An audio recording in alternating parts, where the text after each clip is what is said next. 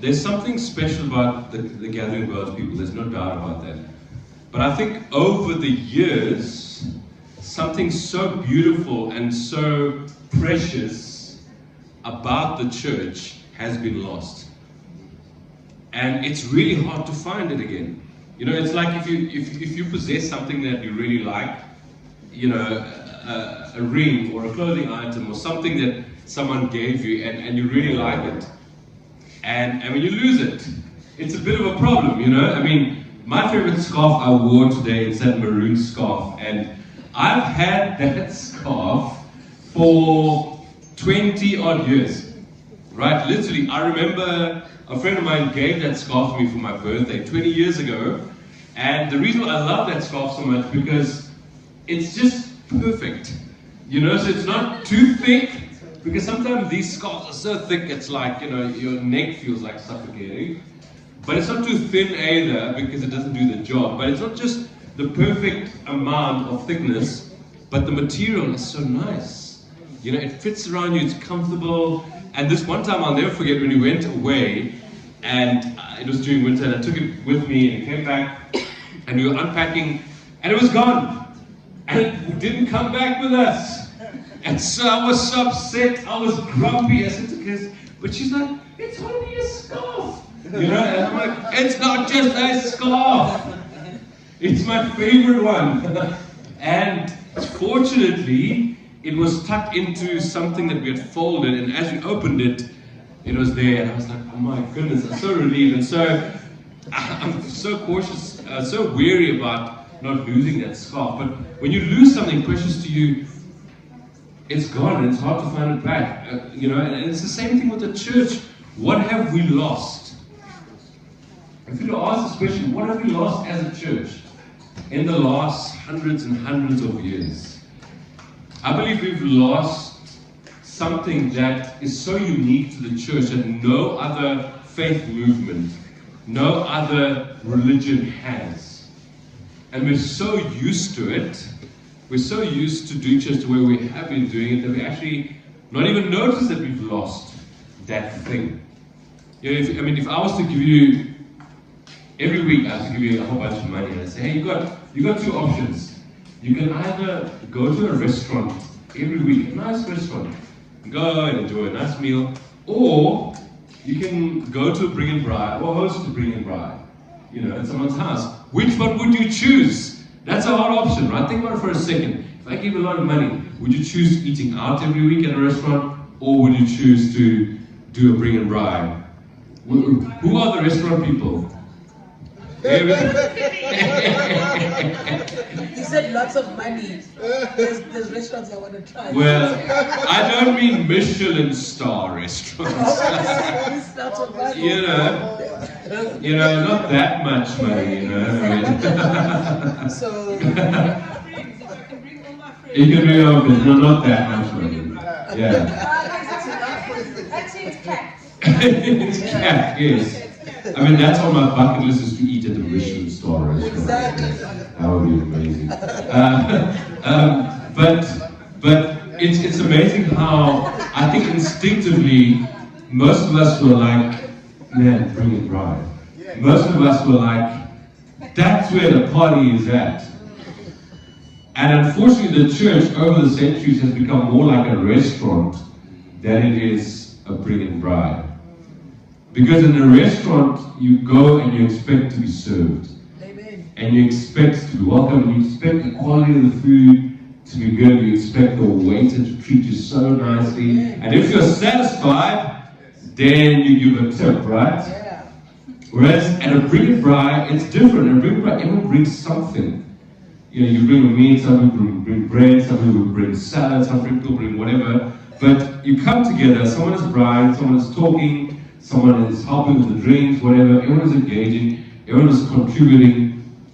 The church is meant to be more like that, actually, than a restaurant where you go and you expect to be served, right? And then you pay for it at the end by your tithe or by your offering at the end of the month. So how have we lost our way somehow? How is it possible that for the first 300 years, the church was like a bring and bride?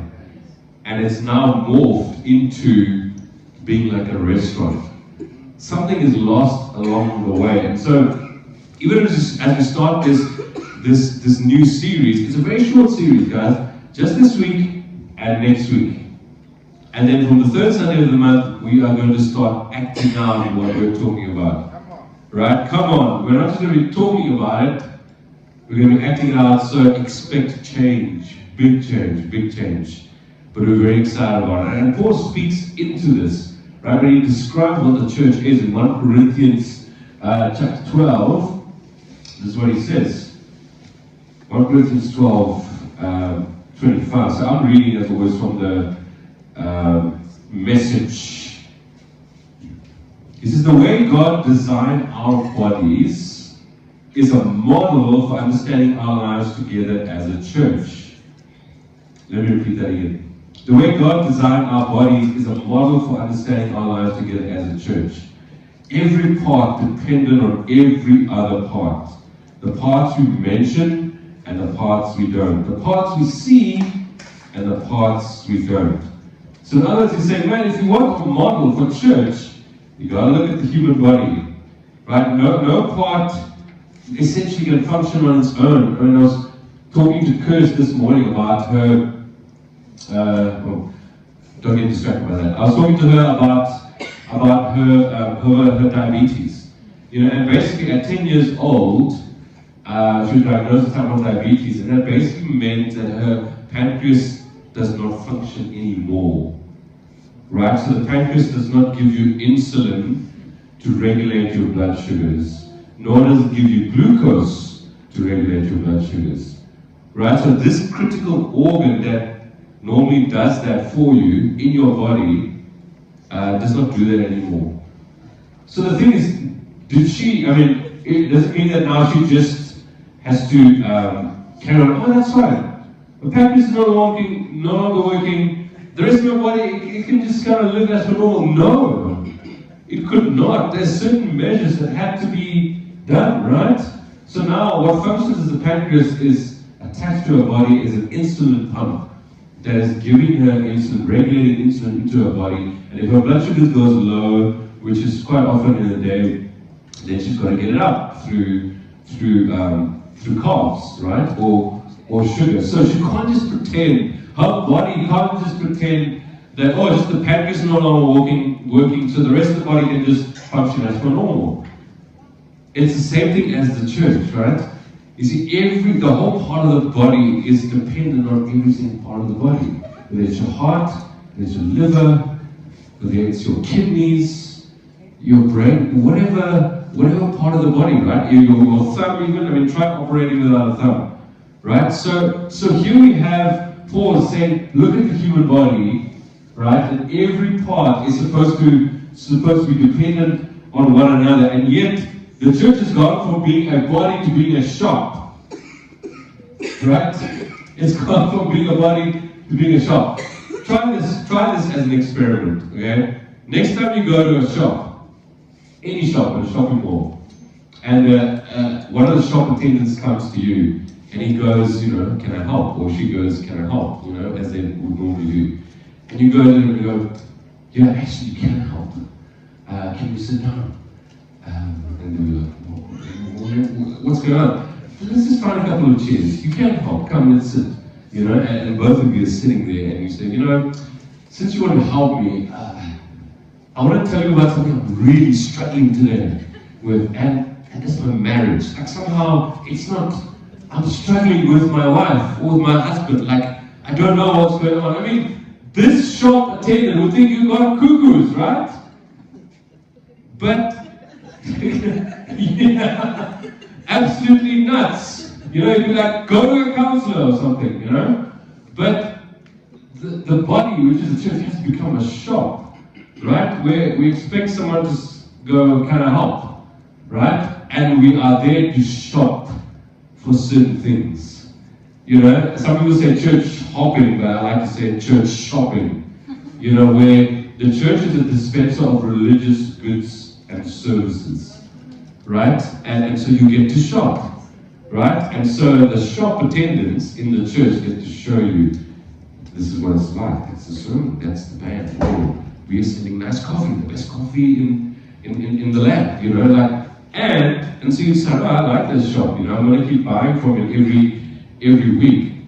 The church has become like a shop. And so, this does something to us, right? It actually makes us consumers, right? We're going to look at that a bit later. But it makes us people who want to just go and consume from the church. And I love how he says here, every part is dependent on the other part. The parts we see and the parts we don't see. And there are many parts of the body that we don't see. There are many parts of the church that we don't see. But you know why? Because you've kind of created that culture where if you're not there when the body comes together, it doesn't really matter. Right? Because in a consumer culture, you don't feel like consuming on that day, and so you're not going to come together.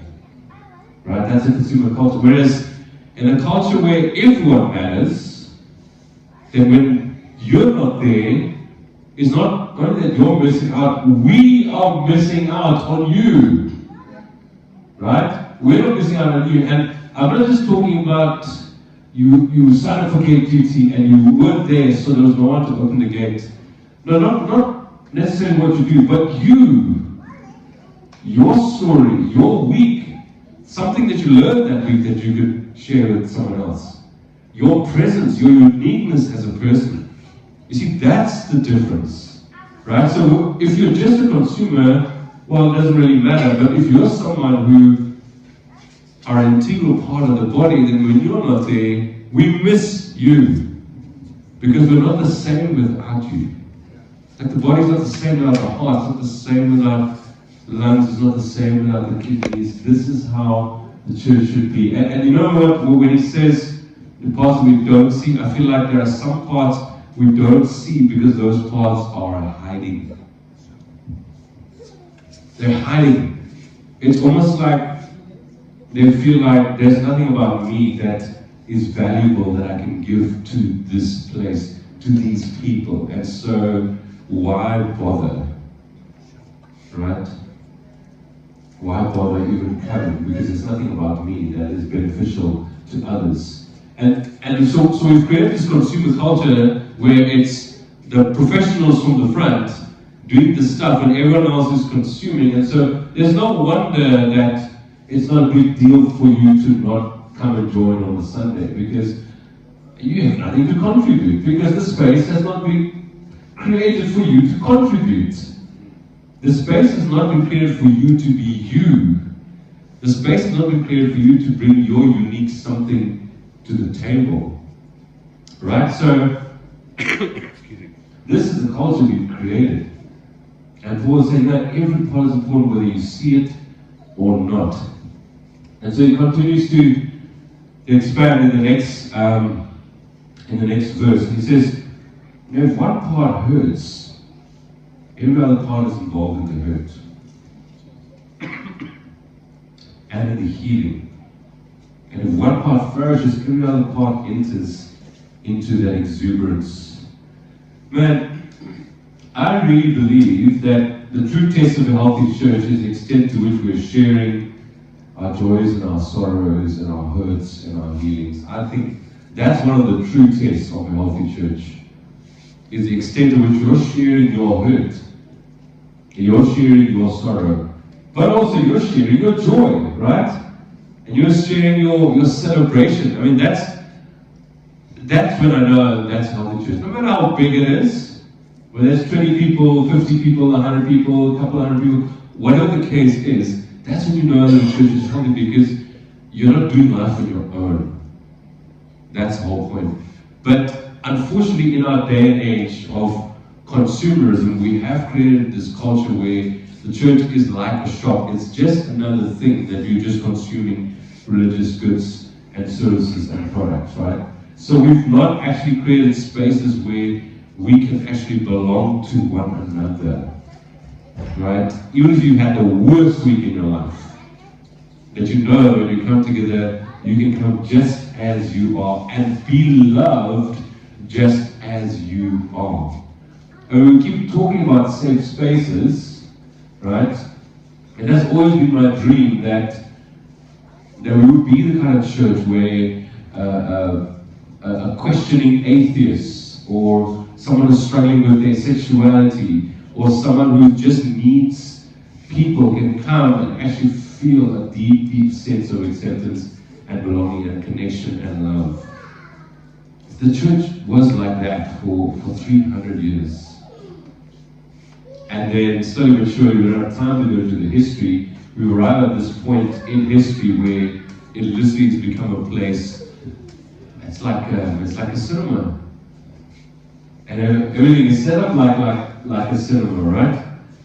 And when he says, we're sharing our hurts, it's not just sympathy or empathy, it's literally you are carrying someone through their pain. Right? Like you are there with them, in and through their pain.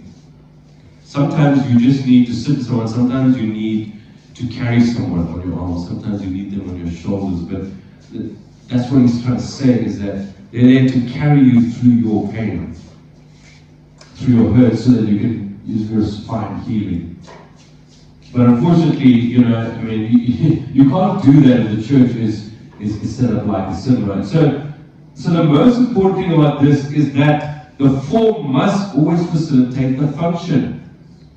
Right? So the form must facilitate the function. So if the function is love, if the function is community, if the function is connection, if the function is encouragement, then the form should facilitate that. But if the form does not facilitate that, if the form is just like what it is when you go to a movie, then how is that going to happen?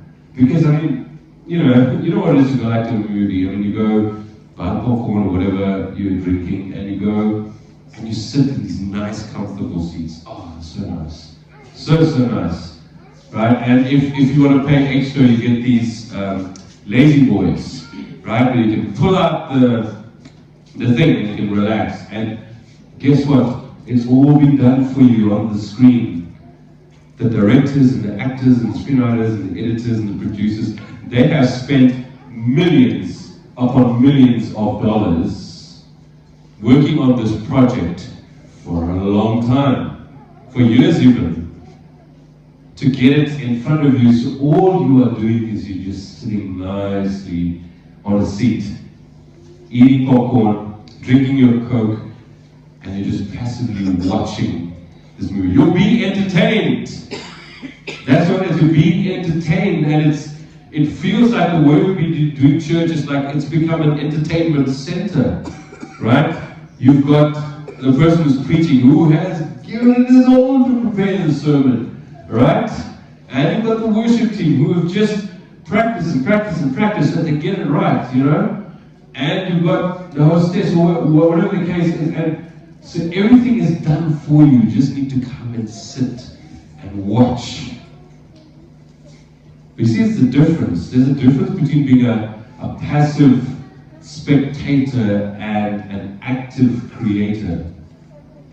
Right? Because it's not that everything's been done for you and you should just watch and consume.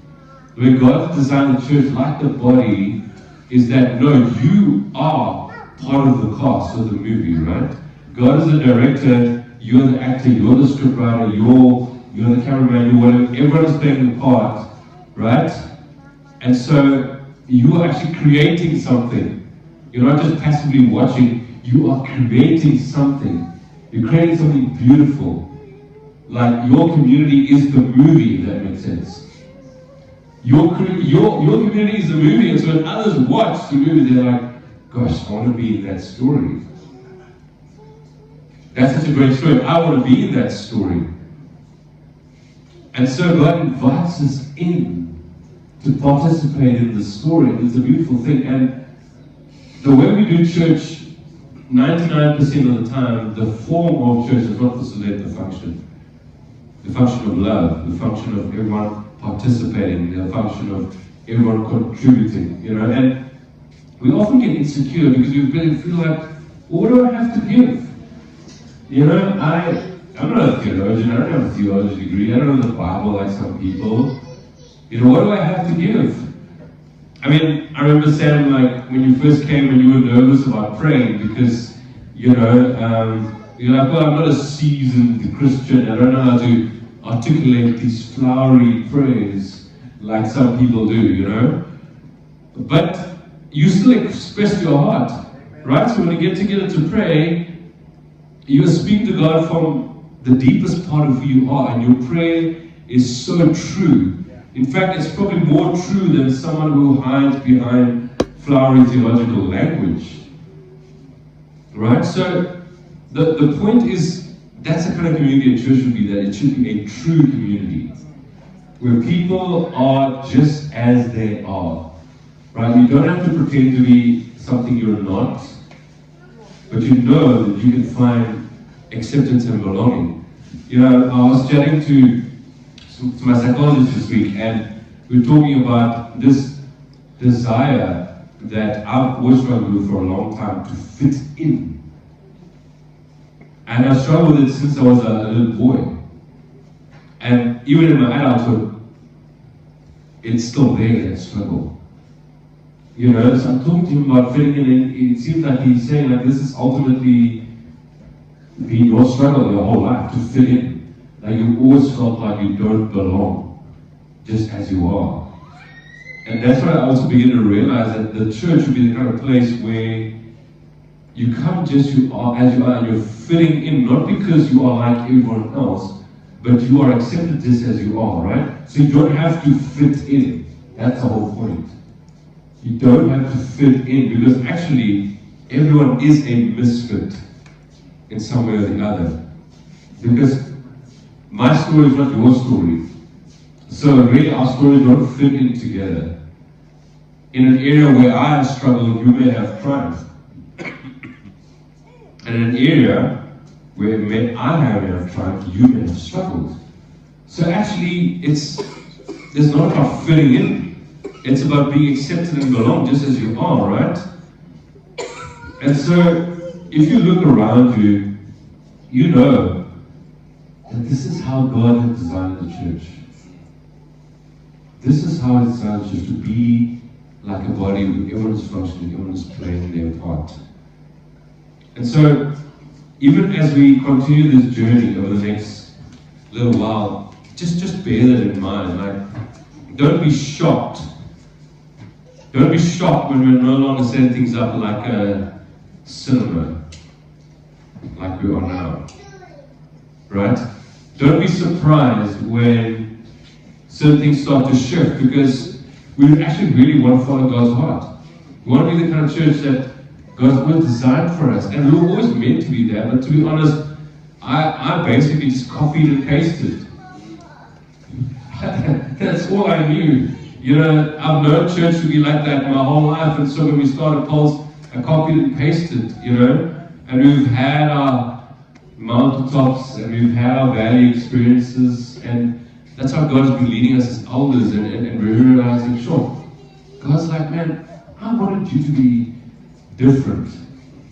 I wanted you to be true to who you are, to who you know you're meant to be. And so we are taking that bold step. And the more I think about it, the more I feel like, yeah, it is actually quite courageous, because we wouldn't know how it's going to pan out. But what we do know is we're going to become true. What we do know is what we're going to try and do is create spaces where we're actually activating each and every one of us as a vital and critical part of this body. Those that you see, those that you don't see. And the best part of all of this is that in the process, you actually end up becoming more and more human again. Right? You become the kind of person who's able to sit with someone. You become the kind of person who's able to listen to someone well. You become the kind of person who can encourage someone. You can become the kind of person who someone can count on you as a good friend. You become all of these things when we're actually supposed to be, as Christians, be people who encourage, who are gentle, who are compassionate, who are kind, who all of these things. But we're not trained that way, because you can never be trained if you're just a consumer, right? You can never be trained if you're just passively sitting and watching a movie. I mean, I can watch 100 Brad Pitt movies and I'll never be like Brad Pitt. Right? I know that's a dream, Astrid, but it's just not. It's just not. I can't, you know. Whoever your Anne Hathaway, I don't know, whichever actress you follow, right? Beyonce or whoever. But the thing is, just by watching you can't. But if I took acting lessons, and if I auditioned and maybe got some roles in some movies, then maybe there is a chance, you know, to be a good actor. But not like Brad Pitt, to be my own actor, to be my own person, right? So you see the difference. It's almost like the way we've been in church is like we're watching Jesus from afar, and all his superstars, and they're all out in the front, and we're just sitting, eating our popcorn, drinking our Coke, you know. And so change is coming. I promise you, it may sound different, you may be a little bit nervous, but what we'll encourage you to do is just come along with us on the ride. Just come along with us on the ride, and I promise you'll find it pleasantly surprising, because you'll find that, hey, this is what church is always meant to be. Right? And so what we're doing is we're just taking the first step. We can't see too far down the road. We don't know what this is going to look like in the long term, but we're just taking the first step. And I'm asking all of us to take the step together and watch what God does. If anything, we're going to learn so much, and we're going to become better people for it. Right? We're going to become better human beings for it. It's exciting, and in your prayers, continue to pray and ask God, what is my role in all of this? You know, what does God have for me that I can make this community beautiful because of my presence in that community? Right? Yeah. I see there's one person who's applauding. I was applauding. Somebody's like, woo, bring it on. Yeah, but it's really exciting. It's the Jesus way, it's the Bible way, it's the Christian way that's been hijacked, and we should be returning to that because it's good. Let me pray for us.